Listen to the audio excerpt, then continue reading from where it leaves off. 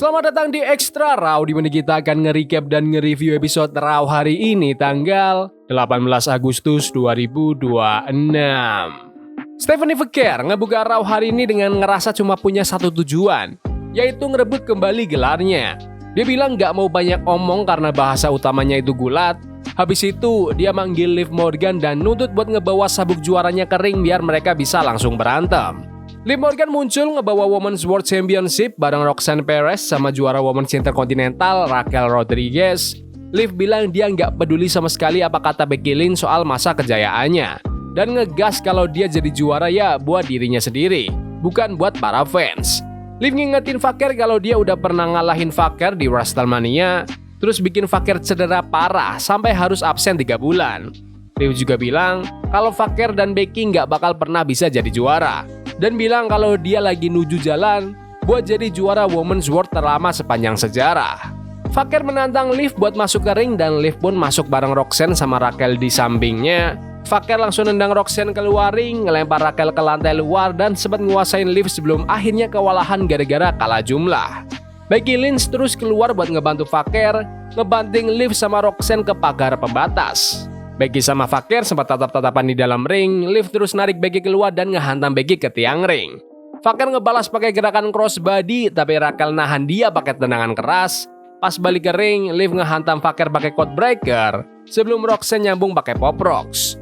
The Judgment Day pun berdiri tegak di atas Verker pas segmen pembuka ini selesai.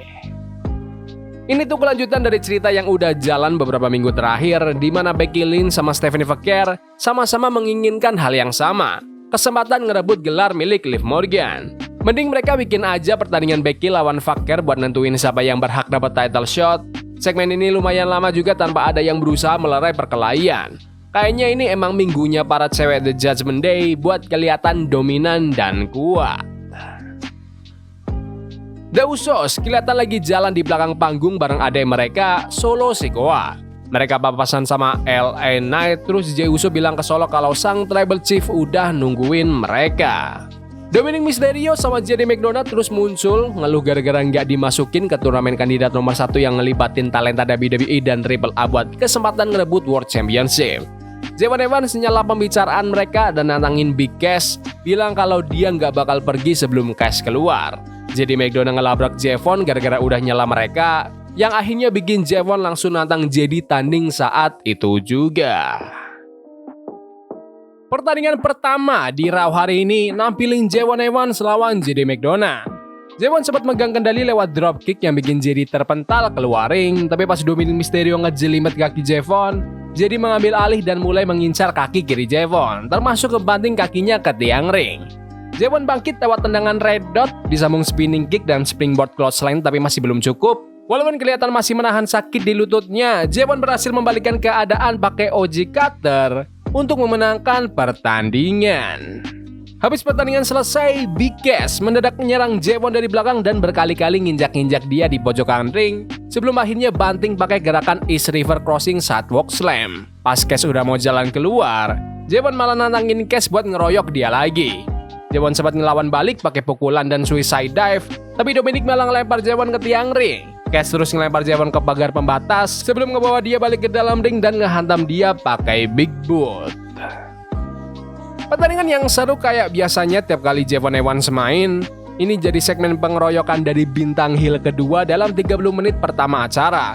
Mereka emang sengaja bikin Big Cass kelihatan kuat banget sebelum dia tanding pasca balik lagi, dan kayaknya itu emang langkah yang pas sih. Aku pribadi berharap korbankan bintang lain aja selain Javon, soalnya aku pengen ngerasa Javon itu dipush dan dijaga lebih oke lagi. Tapi ya minimal Javon tuh jago nge-sell rasa sakitnya, jadi Cass bener-bener kelihatan garang dan kejam. Lanjut ke turnamen kandidat nomor 1 WWE World Heavyweight Championship, berlanjut lewat pertandingan perempat final antara juara Triple A Cruiserweight Rey Fenix lawan El Fiscal. Fiscal sempat dapat beberapa momen buat nyerang, termasuk gerakan crossbody, beberapa kali clothesline, sama press slam yang ngebikin tenggorokan Phoenix kena tali ring duluan. Dia juga sempat ngunci kaki Phoenix pakai leg submission, tapi Phoenix berhasil ngegapai tali ring. Phoenix balas pakai jawbreaker, tendangan melompat, springboard moonsault, serangan running double knee, dan super kick. Dia terus ngelancarin Mexican Muscle Buster untuk memenangkan pertandingan sekaligus lolos ke babak selanjutnya di turnamen kandidat nomor 1 ini. Pertandingan yang lumayan bagus dengan hasil yang udah ketebak banget. Secara mereka pasti lebih milih bintang WWE kayak Rey Fenix buat ngalahin bintang AAA kayak El Fiscal. Menurutku sih mereka bisa aja bikin beberapa gerakan tambahan yang bikin Fiscal kelihatan kayak punya peluang menang.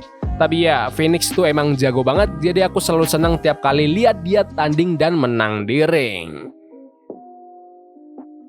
Katie Kelly wawancari Stephanie Fekir di belakang panggung dan nyebutin kalau Fekir bakal tanding lawan Roxanne Perez minggu depan di Raw. Fekir bilang pertandingan ini sifatnya personal gara-gara urusan dia sama Roxanne sebelumnya. Terus Becky Lynch nyela dan ngucapin selamat ke Fekir karena dapat pertandingan itu. Fekir menegaskan kalau dia sama sekali nggak butuh bantuannya Becky. Becky paham kalau mereka berdua emang lagi ngincar tujuan yang sama.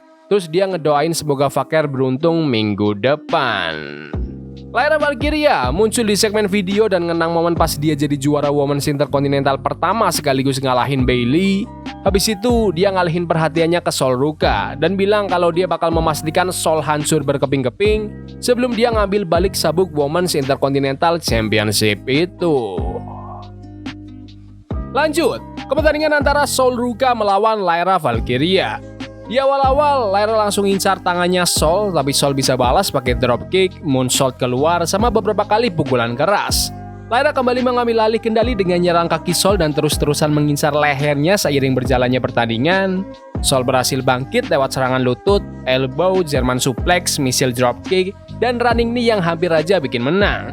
Lyra nggak tinggal diam dan ngebalas pakai neckbreaker, leg drop terus backbreaker. Sol bisa membalikan serangan Lyra pakai super kick sama DDT sebelum akhirnya mendaratkan gerakan andalannya Soul Snatcher untuk memenangkan pertandingan.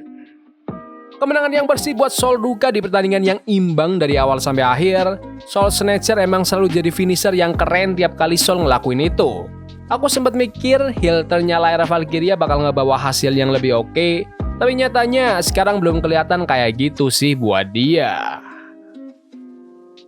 The Usos nemuin Jacob Fatu di belakang panggung. Jey Uso nanya kenapa mukanya Jacob kelihatan kesel banget, terus bilang kalau dia sama Jimmy udah berhasil ngelakuin hal yang gak bisa dilakukan sama Jacob.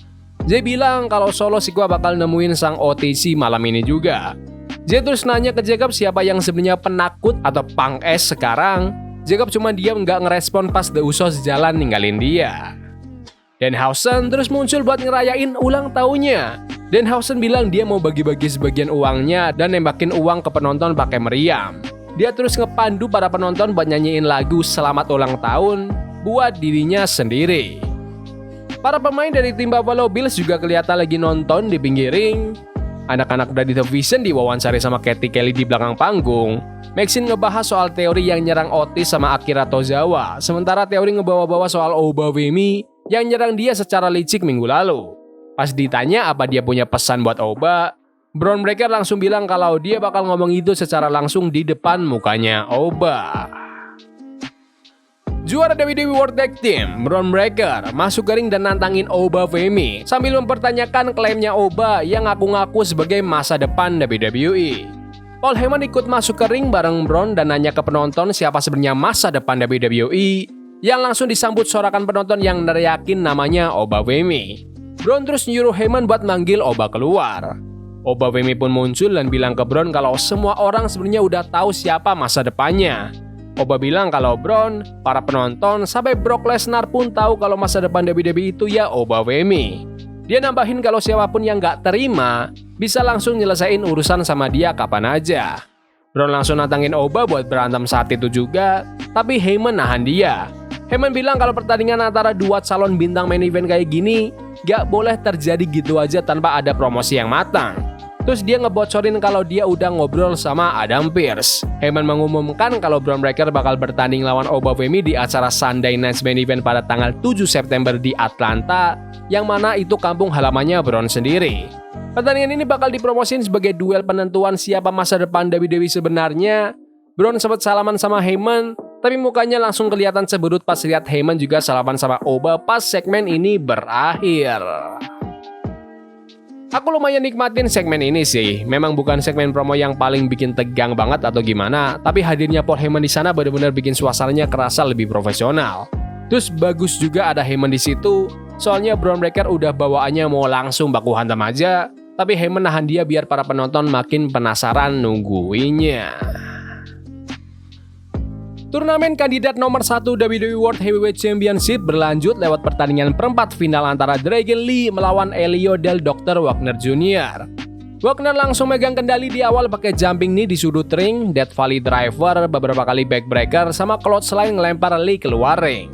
Dia lanjut ngelancarin Suicide Dive dan terus-terusan menguasai pertandingan sampai jeda iklan. Lee mulai ngelawan balik pakai tendangan keras, German Suplex sama Tornado DDT yang menghasilkan 2 hitungan. Habis itu, dia kasih Somersault Dive ngebanting Wagner di lantai luar. Wagner ngebalas pakai pump kick terus membalikan serangan Lee jadi powerbomb ke dalam ring. Wagner nyambung lagi pakai Frog Splash yang hampir aja bikin menang, terus banting Superplex. Pas dia mau ngelanjutin serangannya, Lee berhasil ngebalas pakai Reverse DDT. Terus ngelancarin Operation Dragon untuk memenangkan pertandingan sekaligus memastikan langkahnya makin maju di turnamen ini. Pertandingan yang keren, Dr. Wagner Jr. benar-benar pamer kekuatan fisiknya, sementara Dragon Lee juga jago nge-sell rasa sakit sepanjang laga. Dan ya, sekali lagi, ini pertandingan yang hasilnya udah ketebak banget, di mana pegulat utama WWE ngalahin pegulat dari AAA.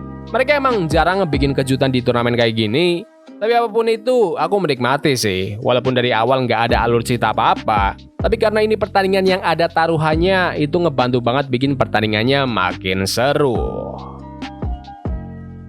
Masuk ke pertandingan Intercontinental Championship, Chad Gable pertahankan gelarnya lawan Rey Mysterio. Mereka berdua sempat salaman dulu sebelum tanding dan Rey langsung pamer kecepatannya pakai gerakan Hurricanrana. Gable ngebalas pakai German Suplex dan mulai fokus nyerang lutut kiri Rey seiring bertanding. Rey ngelawan balik pakai Springboard Moonsault sama Tornado DDT yang kasih 2 hitungan. Gable balas lagi pakai Cliffhanger DDT dan Flying Headbutt, tapi Rey terus bangkit walaupun kelihatan banget masih nahan sakit. Pertandingan makin sengit pas Gable hajar Angle Slam, terus nambahin lagi Angle Slam dari atas tali ring, tapi Rey masih bisa bertahan. Gable terus nyoba kunci pakai Angle Lock, tapi Rey bisa lolos dan akhirnya hantam 619. Rey hantam pakai 619 kedua dan mau ngelakuin splash, tapi Gable berhasil nangkep Rey terus langsung kunci pakai Ankle Lock. Gable langsung dengan cepat meng-counter balik gerakan pinnya Rey untuk memenangkan pertandingan. Habis pertandingan selesai, Rey ngambil sabuk Intercontinental Championship dan nempatin sabuk itu di pinggangnya Gable sebelum mereka berdua salaman dan saling angkat tangan satu sama lain. Itu pertandingan yang luar biasa. Gak banyak pertandingan mingguan yang bisa sebagus ini, tapi menurutku pertandingan yang satu ini benar-benar dapat banget serunya. Rasanya kayak ngebawa kita bernostalgia ke zaman Rey Mysterio yang punya banyak pertandingan legendaris lawan Kurt Angle dulu. Secara gaya pertandingnya, Chad Gable mirip banget dan mereka kelihatan gampang nemuin chemistry-nya. Rey sempat deket sama kemenangan beberapa kali dan para penonton suka banget sama momen itu. Tapi pada akhirnya, Gable berhasil bangkit dan ngamanin kemenangan. Asli, seru banget buat ditonton. Waktunya main event. Roman Reigns langsung jalan menuju ke dalam ring. Sang World Heavyweight Champion ini nyuruh The Usos buat ngebawa Solo Sikoa ke ring. Jimmy sama Jey Uso pun keluar barengan sama Solo Sikoa. Roman bilang kalau situasi ini bikin dia emosi banget. Soalnya dia udah punya segala hal yang diidam-idamkan semua orang. Dia ngingetin Solo kalau dia pernah ngalahin Solo di pertandingan Tribal Combat pas episode perdana Raw di Netflix bulan Januari tahun 2025 lalu. Sambil nampilin cuplikan video pas Roman ngambil balik kalung Ulafalanya. Roman nanya kenapa Solo malah senyum-senyum dan berdiri tatap-tatapan langsung sama dia, bukannya berlutut sambil memohon-mohon. Tiba-tiba Jake Fatu ngelancarin super kick ke Solo terus ngunci pakai tongan dead grip. Sebelum akhirnya Roman nyuruh Solo buat tetap diam di tempatnya. Roman bilang kalau Jimmy sama Jey udah ngerencanain taktik ini, ngejalaninya dengan mulus dan bener-bener naik level. Roman mendeklarasiin dirinya sendiri sebagai Tribal Chief dan menunjuk The Usos sebagai kaptennya. Terus ngasih kalung Ulafala warna hitam ke Jimmy dan Jey. LA Knight mendadak nyela segmen ini dan dengan cepat ngehajar Jimmy sama Jey. Jacob menyerang LA dari belakang, tapi Roman langsung nahan Jacob biar nggak ngelanjutin serangannya. Habis itu, Roman langsung hajar LA pakai Superman Punch. The Usos nahan posisi LA pas Roman ngalihkan perhatiannya balik ke Solo. Roman bilang kalau The Usos itu keluarganya dan mereka yang udah ngebawa Solo masuk ke situasi ini. Dia merintahin Solo buat berbakti sama keluarganya dan ngebikin LA babak belur. Solo berkali-kali ngomong aku minta maaf sebelum mendadak hantam Samoan Spike ke Roman. The Usos langsung ngelabrak Solo, tapi Solo malah ngelempar Jey keluar ring. pas LA bangkit dan daratkan gerakan BFT. Solo terus ngelempar J ke pagar pembatas dan ngehantam dia pakai Samoan Spike. LA nantangin Jacob buat ngebales sementara Roman bangkit lagi dan nyoba ngelancarin Superman Punch, tapi LA bisa ngehindar dan langsung hantam Roman pakai BFT.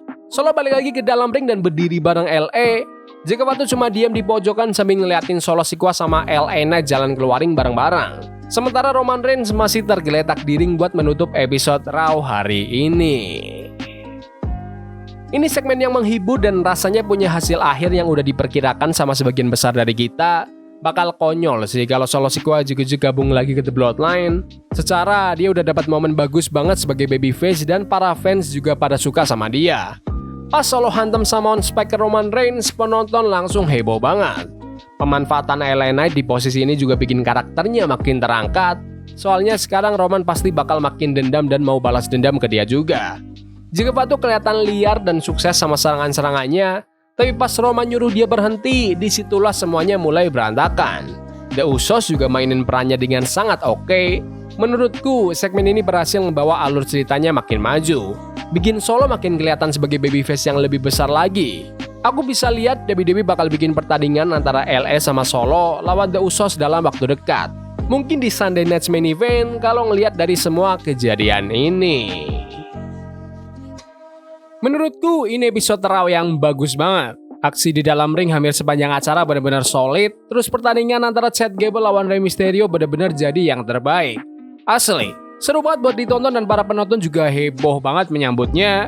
Bocoran cerita di main event pas Solo Sikoa menolak The Bloodline dan dapat bantuan dari LA Knight. Itu contoh keren gimana caranya nggak ngumbar semua jalan cerita sekaligus. Mereka udah ngebangun segmen antara Solo sama Roman ini berminggu-minggu. Dan akhirnya beneran dibikin klimaks pas Solo nyerang Roman. Keren sih buat semua orang yang terlibat, harusnya alur ceritanya makin seru dan meledak habis ini. Tapi menurut kalian gimana Raw hari ini? Bagus? Gak bagus? Komen di kolom komentar. Jangan lupa tonton video recap dan review episode SmackDown kemarin, serta subscribe, like, bunyi lonceng biar nggak ketinggalan berita dan updatean terkini tentang WWE.